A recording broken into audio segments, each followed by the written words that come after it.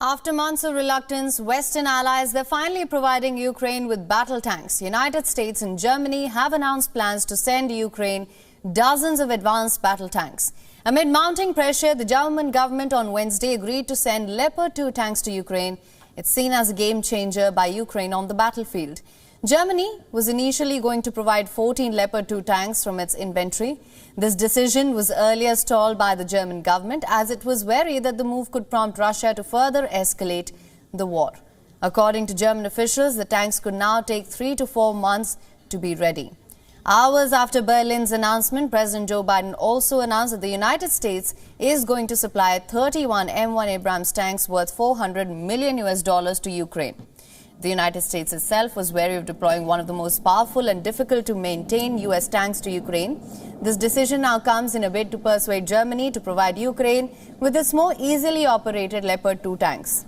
However, the United States has confirmed that the Abrams will not be heading to Ukraine anytime soon and that the members of the Ukrainian military will be trained on how to use these tanks. Armored capability, as General Austin will tell you, has been critical. And that's why the United States has committed hundreds of armored fighting vehicles to date, including more than 500 as part of the assistance package we announced last Friday. And today I'm announcing that the United States will be sending 31 Abram tanks to Ukraine.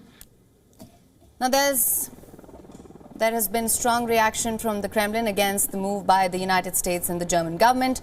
Kremlin has called this move extremely dangerous and that the previous red lines were now a thing of the past. The Russian embassy in Berlin has made a statement that the decision to send Leopard tanks to a conflict takes the conflict to a new level of confrontation.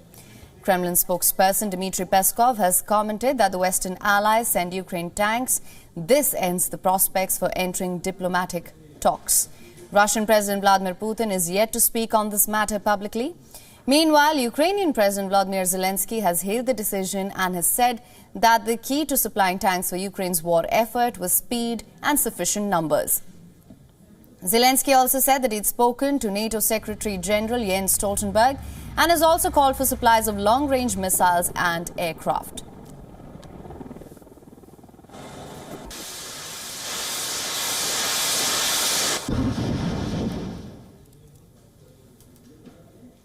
For more on this, our correspondent Susan Tehrani has sent us this report from New York. Listen in. U.S. President Joe Biden approved on Wednesday to send 31 Abram tanks to Ukraine. The announcement came just hours after German Chancellor Olaf Scholz announced that Ukraine would receive the Leopard 2 tanks as Russia prepares for a spring offensive. And while those Leopard 2 tanks will likely land on the battlefield a lot sooner, U.S. President Joe Biden made clear that America's Abram tanks may take months before they're delivered. He also said that providing Ukraine with military equipment is not only for the Ukrainians to go on the defensive, but ultimately go on the offense against the Russians.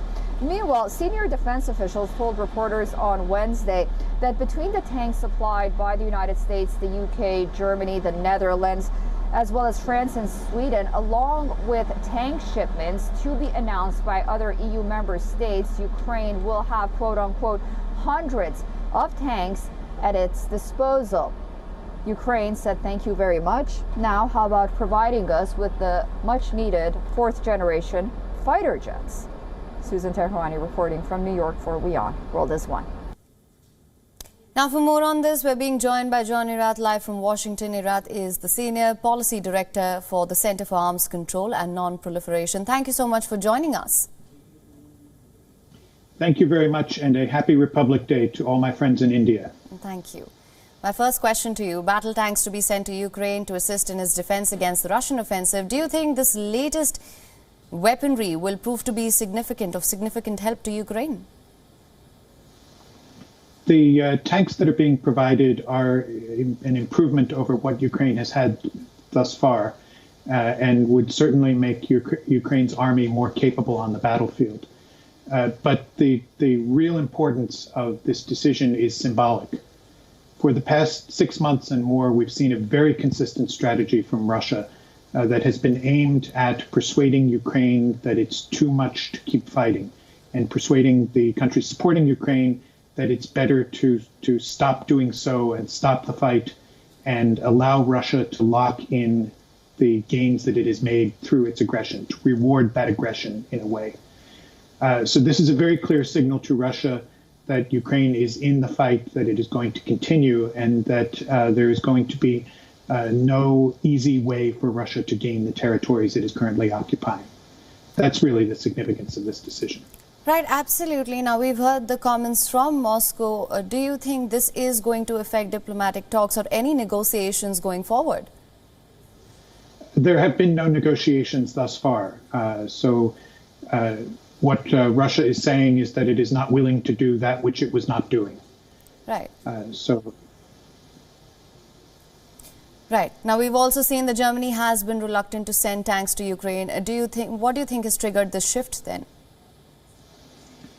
I think it is a very clear sense that the war is dragging on, that there is not an easy settlement in prospect, and that this is a capability that Ukraine says it needs, and it is important to continue to show support to Ukraine and the people's resistance there. And this is the way in which it is best to do so at the moment. Right, absolutely. Now, that being said, going forward, how sustainable do you think it is for Western nations to supply weaponry to Ukraine going forward? I think it is sustainable. There are hundreds of tanks in existence in Western Europe, in Germany, Sweden, Poland, and elsewhere of this type, and they can be adapted for use in Ukraine very readily. The U.S. tanks are another story. They are a higher level of technology and will be much more difficult to mix in easily with what Ukraine is operating right now. For example, they use a special fuel that is not used by any other unit in Ukraine's inventory. So it's going to take some time to do the integration on the U.S. tanks. All right, Mr. Era, thank you so much for joining us on this broadcast with all your inputs on this. WION is now available in your country. Download the app now. Get all the news on the move.